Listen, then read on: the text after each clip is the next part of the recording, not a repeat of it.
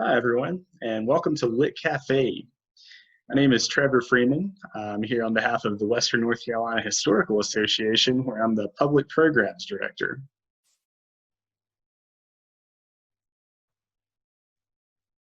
Since 1955, the Western North Carolina Historical Association has presented the Thomas Wolfe Memorial Literary Award to the books or to the author that best represent Western North Carolina on page.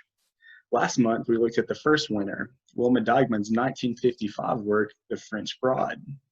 Today, we will explore the most recent winning book, Back of Beyond, a Horace Kephart biography. This well-researched biography examines a pivotal, though controversial figure in Western North Carolina history, one who himself tried to capture the region and its people in his book, Our Southern Highlanders, along with several other articles and publications, and also one whose impact in conservation can be clearly seen in the Great Smoky Mountains National Park. Joining us today are co-authors and the editor of Back of Beyond. George Ellison, himself a pivotal figure in the Great Smoky Mountains National Park, has written the Nature Journal column in the Asheville Citizen-Times since 1987. Like Kephart, George also lives in Bryson City. He and his wife have been named Blue Ridge Naturalist of the Year, and he has also won the 2012 Wild South Roosevelt Ash Award for Outstanding Journalism and Conservation. George has walked the walk and traced the steps of Kephart that often took him through his travels in his adopted Smokies. Janet McCue, our second author, approached this biography from another position once held by Kephart, that of a librarian at Cornell University, where she began in the 1970s. She has studied Kephart's life for some time with access to the collection of Kephart's materials. Janet and George have previously collaborated on introductions to reissues of Kephart's work and compilations of his writings. She has also traced Kephart's steps on backpacking trips into the Smokies, where her and George met and decided to co-author a biography of this intriguing character. Janet lives in the Finger Lakes region of New York and regularly writes about the beauty of the area there. Our two co-authors are joined today by Frances Figart, editor for this book and several other publications, including the Laurel Magazine of Asheville, and author of her own book, Seasons of Letting Go. Frances is also Creative Services Director with the Great Smoky Mountains Association, a nonprofit support group for the Great Smoky Mountains National Park. Here she manages the Smokies Life magazine as well as the Smokies Guide newspaper. As expected, Frances and our co-authors have developed quite a repertoire among their collaborations, and I'm excited to turn this over to them to discuss their award-winning biography, Back of Beyond, a Horace Kephart biography. First, both authors will read a short excerpt, and then Frances will moderate questions to them. And now, we'll turn this over to George. Okay, it's good to be here and see so many of you. Janet and I wondered when we started working together how it would be to join our two ways of seeing the world and two ways of writing. And it has worked out very well. And in the prologue here, you get the first half of my style of writing. And in the second part, you get Janet's part. And you'll see that what they are is exactly the same. As we came to know each other and we're writing, the style sort of went together. And here we go. This is the first half of the prologue to the book called An Unlikely Candidate. By the 1880s, the railway that would become known as the Murphy Branch extended from Asheville to Waynesville over the Boston Mountains, via what is still the highest crossing in the eastern United States, to Silver and the adjacent village of Dillsboro. As most of you in this room know, the Murphy Branch helped transform the region wherever it was extended. The North Carolina flank of the Great Smokies, in particular, became directly accessible for representatives of logging, mining, and land investment companies. In their wake, inevitably came more homesteaders missionaries, tourists, sportsmen, convalescents, and occasionally the wayward traveler seeking a place of refuge. One day in early August 1904, an individual in his early 40s, of below average height and medium build, stepped off of the westbound train onto the platform of the depot at Dillsboro and looked around.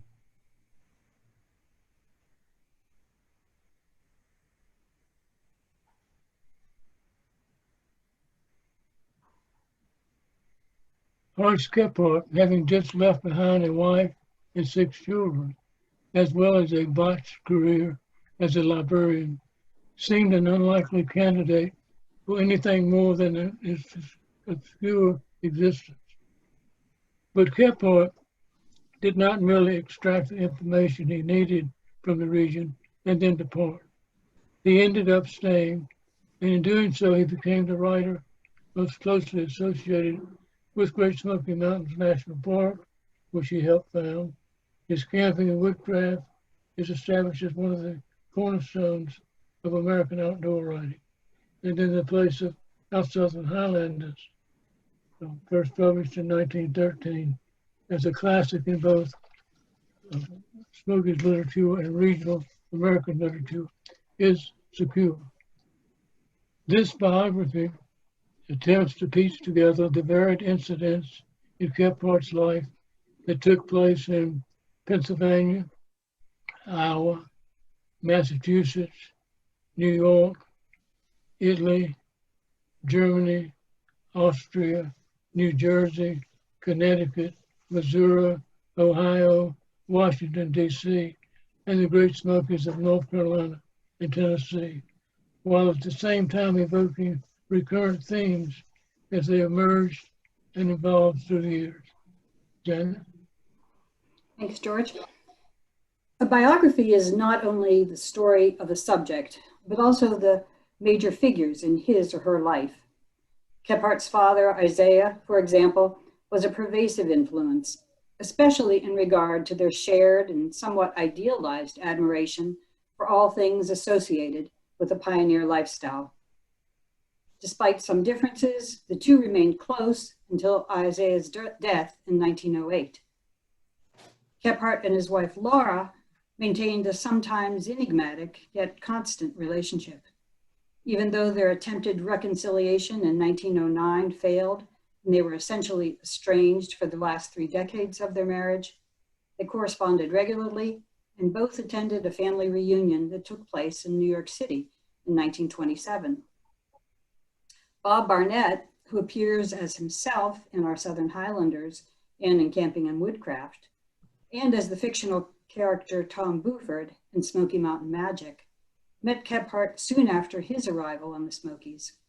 The two maintained a close relationship until Kephart's death in 1931. The Asheville-based photographer, George Massa, and Kephart merged their respective talents in support of the movement that culminated in the founding of a national park in the Smokies in 1934. Most people who are aware of the Kephart story think of it as having 2 distinct periods: life prior to 1904 and life thereafter. It's a dividing line that Kephart himself also fostered. But influencing his life both before and after that division were several important traits, themes, and concerns. Throughout his life, Kephart believed in the recuperative powers inherent in the natural world. And as a young man, he began formulating his concepts involving the need to search for and find a place of refuge, or as he phrased it, a back of beyond. Thanks, Janet. I'm Frances Figart, and I work with Great Smoky Mountains Association, who published this book. And even though I was the editor of this book and worked a lot with Janet and George and read this prologue many times, I still get chills every time I hear them reading the excerpts from it. It's just really inspiring to see all of this laid before us. And I know that many of you are excited to learn more about this book and how it was conceived of. And so I'm going to ask questions for each of the authors, and I'll start with this first one for George. George, how did you first become aware of and interested in Kephart?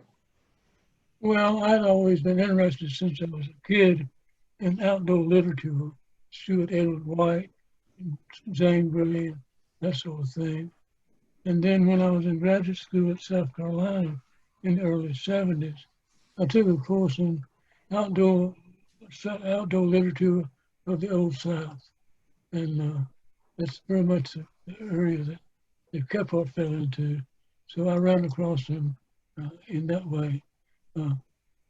The instructor of the course I was taking, I started off with A.B. Longstreet, who published George's Sayings in 1815, and then came through with Mark Twain and the Life of Mississippi, and then his last entry in that reading list was Our Southern Highlander. So there was a tradition of literature that I sort of picked up on instantly.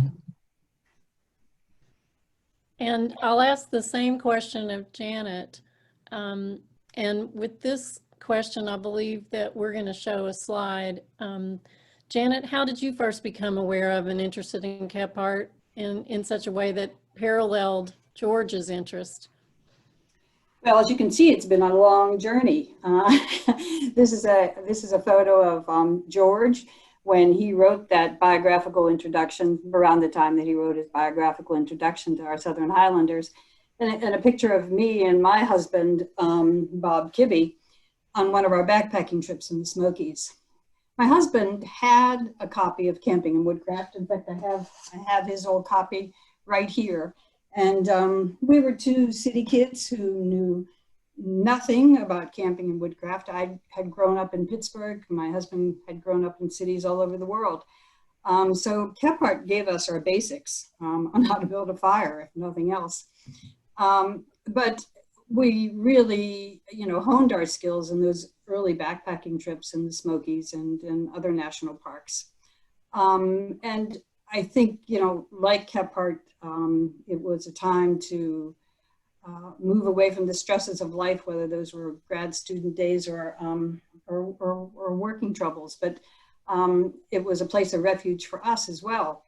And I think it was in the Smokies that I really fell in love with Kephart, because I fell in love with the Smokies. At one of those backpacking trips, we went to Bryson Place and we saw the millstone that the Boy Scouts had placed there for Kephart.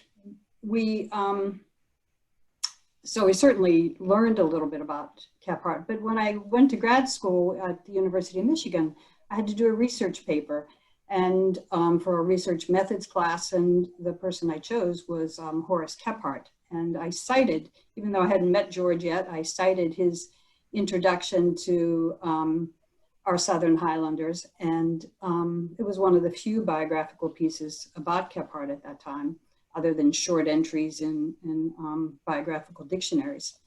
And then I came to Cornell in 1980 or 1979, and in those early years, I would go to the archives and pursue my interest in Kephart.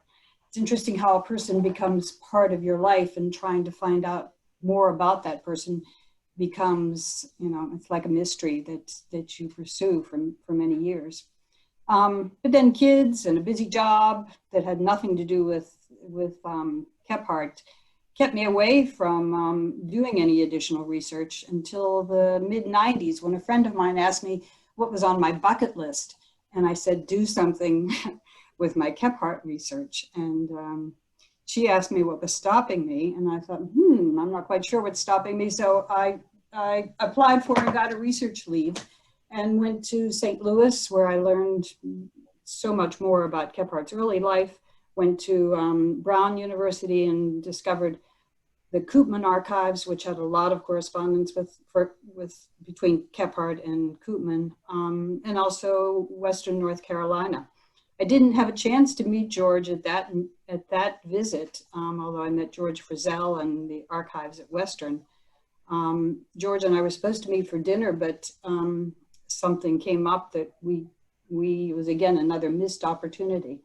And then finally, at Kephart Days, Libby Kephart Hargrave had initiated a series of an annual series called Kephart Days, and someone told me about it, and I decided to get on and meet some other Kephart fans, and that's when I met George. So it's been a long collaboration, but most of that not being not even knowing each other. So right, and I kind of like to think of it as that Kephart chose both of you, to be enthralled with and obsessed almost by him, so that you would eventually come together and do this. And George, I think it might have taken you a little while to realize that Janet had actually uncovered some information you didn't have, right? A lot of information.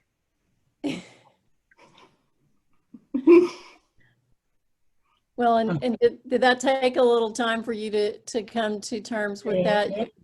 I have been pretty serious in the early 70s about Kephart, and I was asked to do the introduction to the early 1976 edition of Hustle and Highland.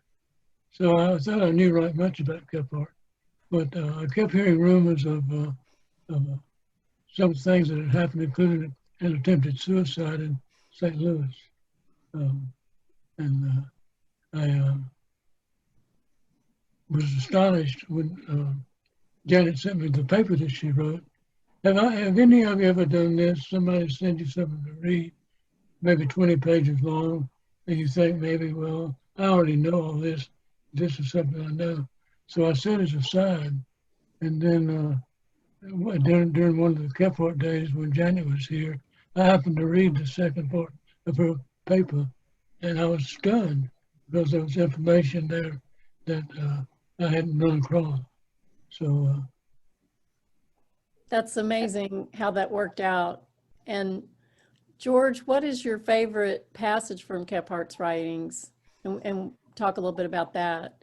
yeah, there are a lot of passages that I could choose and say is my favorite. So I'll read you one of my favorites. It's from the second chapter of Our Southern Highlanders, titled The Backward Beyond. And it's something about the rhetoric of his writing that catches my fancy. There's a certain resonance to it, and an awful lot of biblical allusions in it. That's a master's thesis somewhere in there for a student writing about Kephart's use of biblical language. And it's not surprising he would do that. After all, he had lived and grown up in an extended family of religious people and leaders. So let me read it for you from the Backward Beyond, chapter 2. When I went south into the mountains, I was seeking a backward beyond, this for more reasons than one. With an inborn taste for the wild and romantic, I yearned for a strange land and a people that had the charm of originality. Again, I had a passion for early American history, and in far Appalachia, it seemed that I might realize the past and the present, seeing with my own eyes what life must have been to my pioneer ancestors of a century or two ago. Besides, I wanted to enjoy a free life in the open air, the thrill of exploring new ground, the joys of the chase, and the man's game of matching my woodcraft against the forces of nature. So, casting about for a abiding place that would fill such needs, I picked out the upper settlement of Hazel Creek, far up under the lee of those Smoky Mountains that I had learned so little about. On the edge of this settlement, scant 2 miles from the post office of Medlin, there was a copper mine, long disused on account of litigation, and I got permission to occupy one of its cabins.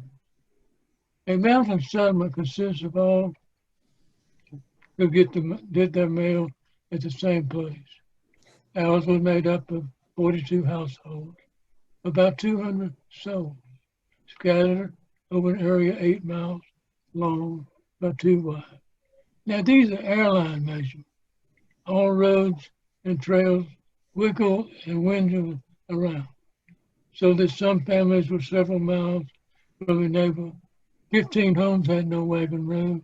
They could be reached only by no vehicle other than a narrow sled.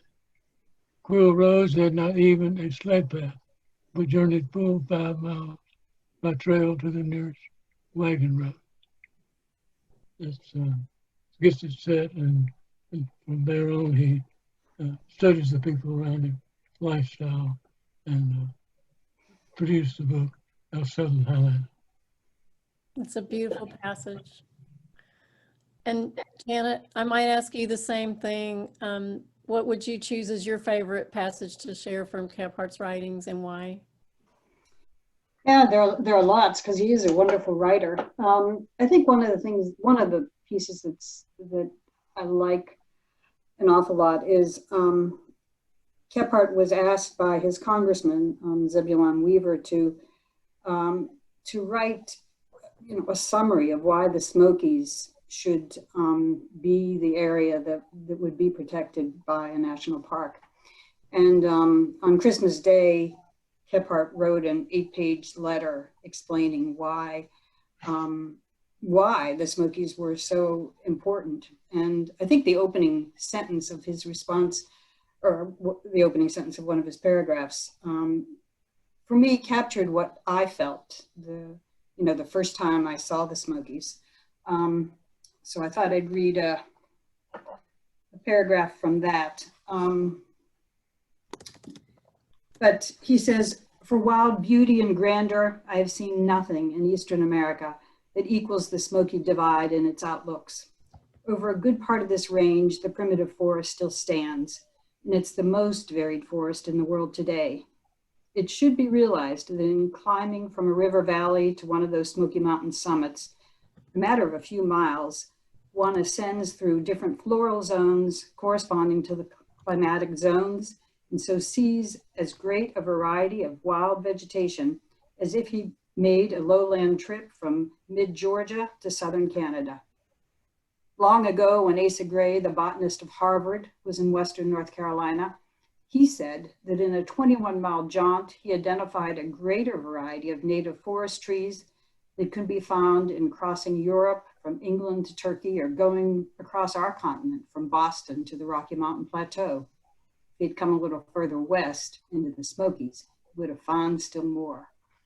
And, I was moved by Kephart's by Kephart's language, but also for his advocacy for the Smokies. And when I first came to the Smokies, I had seen nothing like the beauty in those mountains. He developed that 8-page letter that he sent to Zebulon Weaver into a publication called The Last of the Eastern Wilderness. And that was a pamphlet that was distributed all over the South. I'm going to do a little shout out. I'm not sure if we're still there here. Yeah, here I am. I'm going to do a little shout out to a publication that I received in the mail 2 days ago. It's a Horace Kephart. It's called Horace Kephart Writings, and it's a 700-page compilation of Kephart's writings. And finding those little pamphlets in libraries is difficult, but they've uncovered.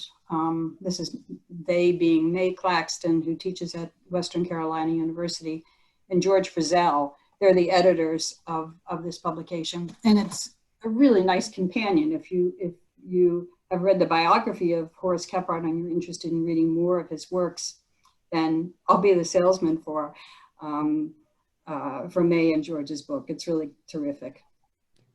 Janet, can you hold that up again? Yep. Your camera, just so I can get a good look at it.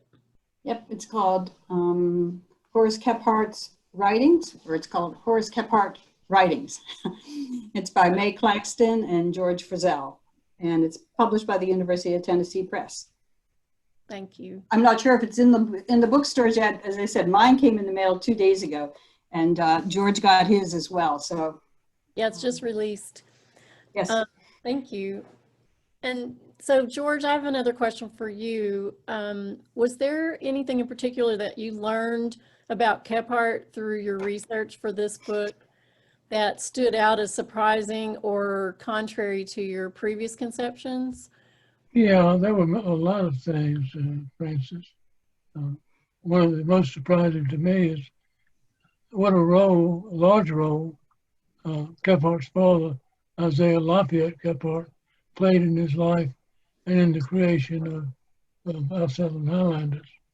I, somewhere in the book, referred to Isaiah as the co-conspirator in the writing of this book.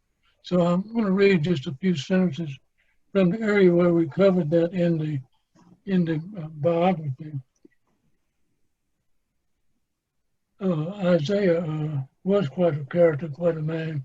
He had been the clergyman with the 19th, 21st Pennsylvania Cavalry in 19 missions under fire, and was quite famous as a minister.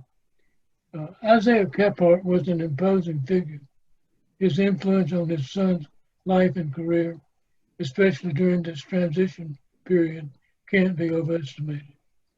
He was by this time, this is the time when Kephart was losing his positions in St. Louis. He was by this time firmly entrenched in Dayton as editor of the Religious Telescope and widely respected, even revered. And he's writing with Horace back to Dayton after his life had fallen apart in St. Louis. The journey from St. Louis to Dayton required perhaps 8 hours. Sitting across from one another, the Kepharts would have experienced tense moments. Aside from their differences in regard to religious issues, in Isaiah's disgust with tobacco, the major source of tension between father and son would have been the use of alcohol. Isaiah had for years been a leader of the temperance movement in Ohio. Nevertheless, like many parents and children, Isaiah and Horace would have maintained mutual interests that allowed them to work through or set aside whatever tensions might have arisen. These interests were intertwined, involving matters of family history and lore that included a passionate nostalgia for almost anything had to do with woodcraft and the pioneer lifestyle Isaiah himself had experienced while growing up. And on another level, that I really like, on another level, Horace and Isaiah simply enjoyed one another's company. And that friendship lasted until Isaiah's death in 1909. And Isaiah played just a tremendous role in the making of our Southern Highlanders. Great, thank you, George. And I think we have a couple of Isaiah slides too that Trevor may be able to put up for us.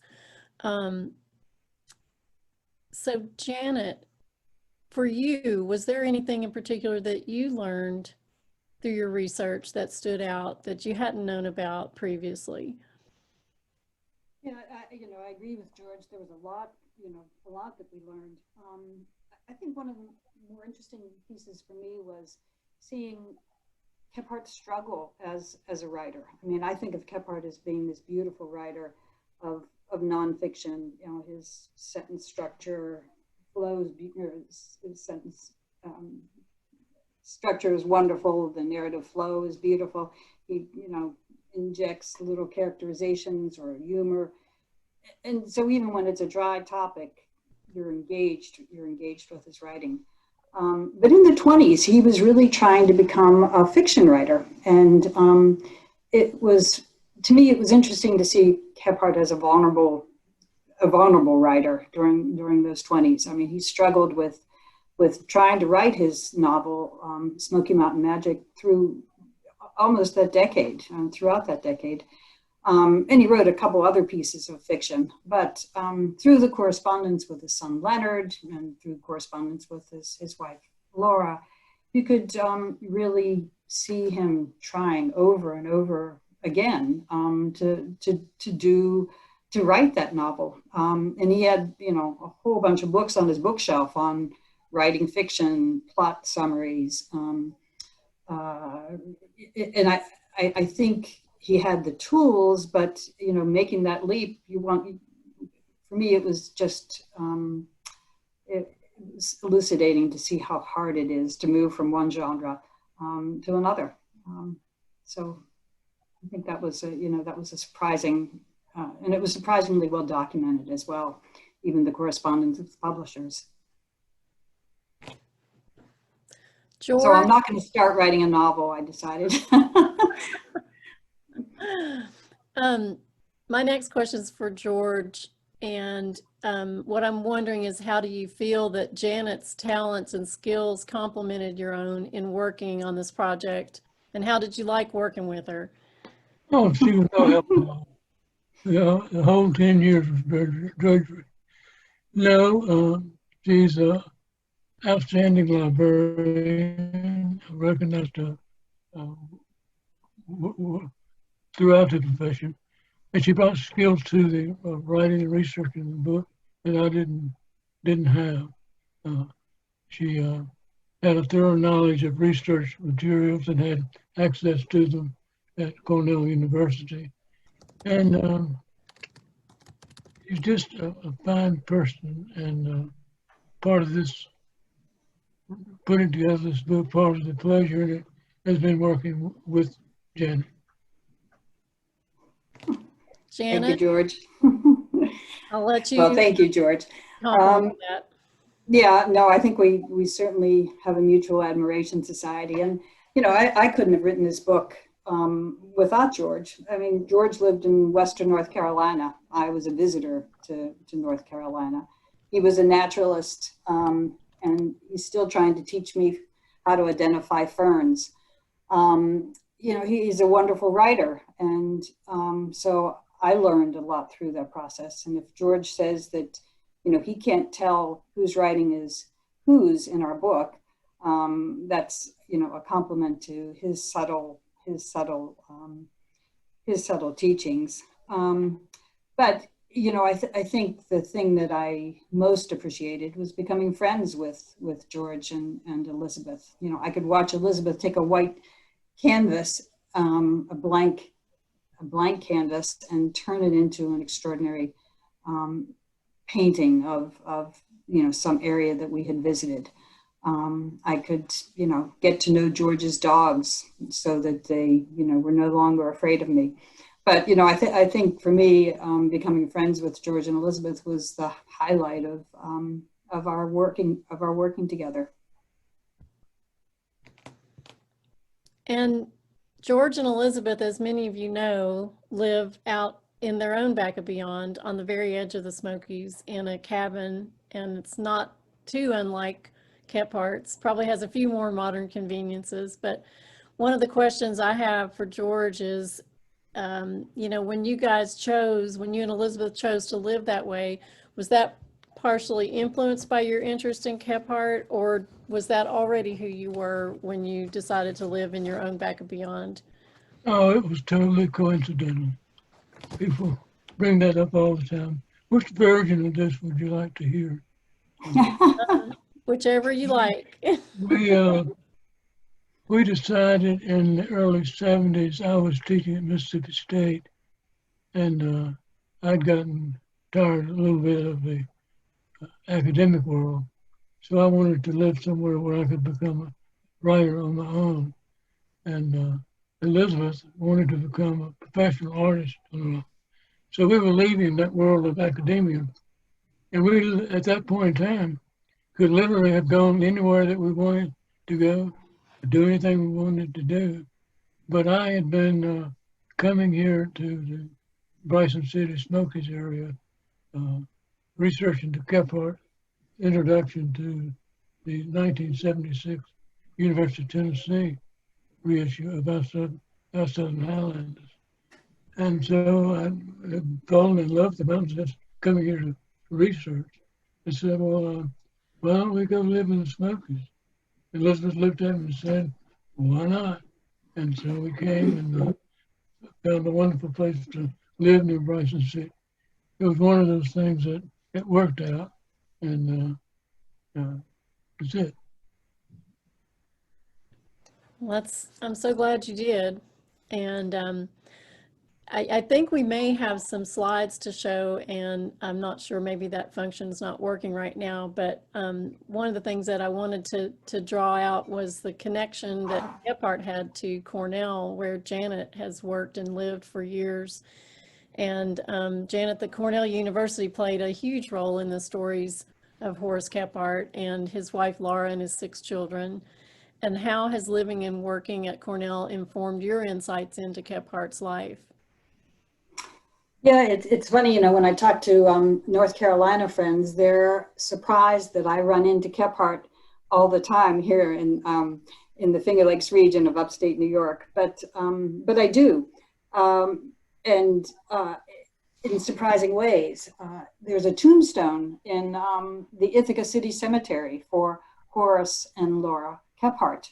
It was placed there by their children. There, I can walk by the house where Laura and the kids lived once Horace and Laura were separated. Up on Cornell's campus, there's a building called Furneaux Hall. And Furneaux, one of the Furneaus married Lucy Kephart. And in fact, she wrote a very intriguing letter under code. She had transposed her last name Furneaux into Wanref and transposed New York to Wencroy. And maybe being a New Yorker, being a New Yorker who worked at Cornell, I could recognize that Wanref was Furneaux and Wencroy is New York spelled backwards. But so I can run into Furneaux Hall, which houses the Department of Natural Resources at Cornell. So there are lots of little, lots of reminders here at Cornell. When I came in 1979, Robert Morgan, who teaches in the English department, he teaches creative writing at Cornell. He had written what I consider the first biography of Kephart. It was in 3 stanzas entitled Horace Kephart, and it's a beautiful poem that captures a good portion of Kephart's life and his process of writing. I laughed the other day. In fact, I sent a picture of this to Frances because a friend of mine was walking in the Cornell Botanical Gardens, and she snapped a picture of a bench in the gardens that Leonard Kephart dedicated in honor of his wife, Pauline. She told me that she brushed some leaves off of that bench and was thinking about Horace Kephart when she did that. So, for my North Carolina friends, Kephart is certainly not far from my existence. In the library, as I said, I work in the same library system that Kephart worked in 100 years ago, or when I first started, it was 100 years ago. Now it's 140 years ago. That's so amazing. Was that library card catalog behind you? Was it there then? That wasn't Kephart's, but it is a reminder of what his work was at Cornell. He when you think about libraries in those early years, card catalogs weren't really in existence. They were book catalogs, and many libraries just had a whole bunch of indexes by subject to a collection. So one of Kephart's first jobs was to create an author's subject and title index to Cornell's, giant collection. So I like to think, I don't have this as my kids used to have their toys in, little dinosaurs and stones and all kinds of other things in that catalog. But maybe when grandsons come to visit, we'll refill it up. Okay. George, another question for you. Was there any elusive information that you wanted for the book that was nearly impossible to find when you were researching? Yes, yes, there was. There was a character in the story, J.B. Anderson, that I spent hundreds of hours, I think, searching the internet looking for it. And after all that searching, I finally narrowed it down to a physician in Asheville named J.B. Anderson. But it turned out that he apparently didn't know Kephart. If he did, the link wasn't secure. And the other person that kept haunting us was a J.B. Anderson living in Massachusetts. And that J.B. Anderson, we knew two things about. One, that he was a friend of Kephart, and the other was that he could play the ukulele. So I have this haunted sense of having not ever filled that hole in. Somebody will do it and probably do it real easily without all that rush. But that was a big thing. That's great.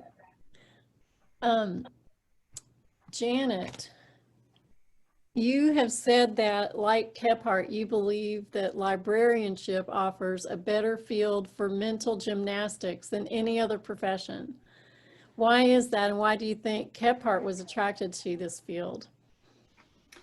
Well, I think of Kephart as a polymath. He loved languages. He knew, half a dozen of them. He loved literature, history, natural history, geography. And I think of librarians as being generalists. You need to be, when I first began working as a reference librarian, you had to be able to field a question from, an esteemed entomologist, and 2 minutes later field a question from a struggling student. So, you switch disciplines. You had to switch disciplines easily. And Kephart wrote, it's a hilarious article on being a librarian. And I used to give that to colleagues starting out in their profession, because it captured so much of what a librarian tried to do, and the struggles that one encountered in doing it. And I think Kephart was a librarian all of his life. I mean, George Frizzell talks, and George Ellison as well, talks about his journals. I mean, he had an index to his journal, but he also had an encyclopedia that was, indexed and organized and described like any librarian would do. So he never stopped being a librarian. And there's a passage in the in Back and Beyond that I'd like to read to you, because it's to me it's almost like he's a walking reference desk in the Smokies. This is an article that or a profile that John Livingston wrote about or wrote on Horace Kephart in 1929, and he says, any kind of celebrity who comes to the community in search of information about the Great Smokies eventually makes his or her way to Kephart. It may be a biologist in search of data about some unusual plant growing in the Smokies. Horace Kephart can tell him where to find it and will accompany him on a trip, taking care to see that he isn't bitten by rattlers or lost in the forests. It may be a herpetologist who wants to catch rattlers or to study them in their natural habitat. Very well, Horace Kephart will know just where to take him. It may be an ornithologist who wants to find a new species of bird, or a geologist who wants to study formations that have no parallel elsewhere in Eastern America. Or it may be just a plain writing man who wants to gather data for a magazine article. It matters not who it is and what his specialty is, how learned he is. It is Horace Kephart who takes the responsibility of getting the information for him. That to me is the essence of what a library does, or what a librarian does. That's beautiful. Thank you. I just actually pulled up this picture of Isaiah and put it on my own screen. If you all are able to put.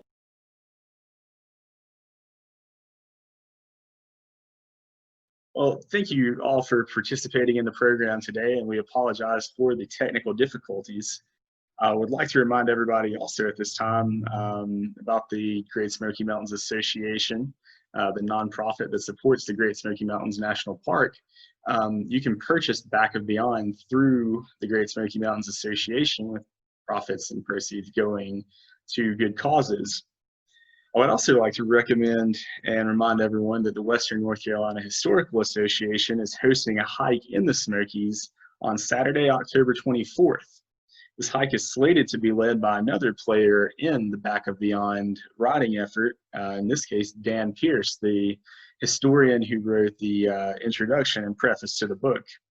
Dan will lead us on a short 4.5 mile hike of the Deep Creek Loop Trail within the Great Smokies, which is a place that Kephart frequently traveled through himself in his excursions into the Smokies.